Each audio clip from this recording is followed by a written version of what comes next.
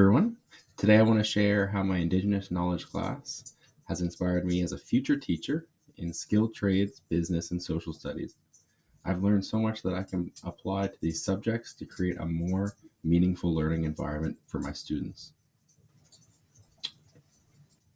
In the skilled trades, I've learned that we can draw inspiration from Indigenous knowledge about working with natural materials and sustainable practices. For example, the Mi'kmaq concept of Nutukmuk, using resources responsibly, can guide how I teach students about construction and woodworking. When teaching carpentry, I can introduce traditional methods of sourcing wood in a way that minimizes waste and respects the environment. We could explore how Indigenous communities built structures that worked in harmony with their surroundings.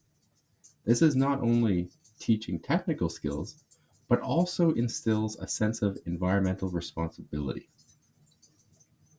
In business, an Indigenous knowledge approach to leadership and decision making provide valuable lessons.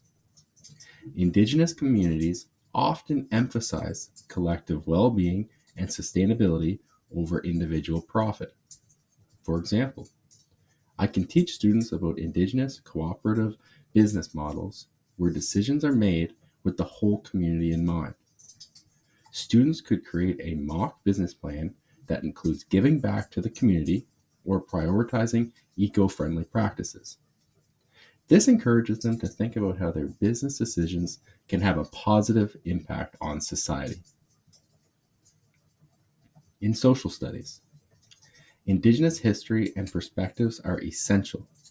Treaties, for example, are agreements that shape Canada and continue to influence our country today. I'll teach students about the peace and friendship treaties with the Mi'kmaq, emphasizing their significance, not just as historical documents, but as living agreements. To bring this to life, I could have students role play treaty negotiations or research how these agreements are honored today. This helps students understand reconciliation and develop respect for Indigenous communities. One way to tie everything together is through hands-on interdisciplinary projects. For example, students could design and build a sustainable shelter within the skilled trades classroom, create a business plan for how the project could support local communities in the business classroom, and research how Indigenous practices align with these goals in a social studies classroom. This kind of project not only builds technical and academic skills, but also teaches students about respect, sustainability, and working together for the greater good. In conclusion, this class has shown me how to make education more meaningful by including Indigenous knowledge and values in skilled trades, business, and social studies.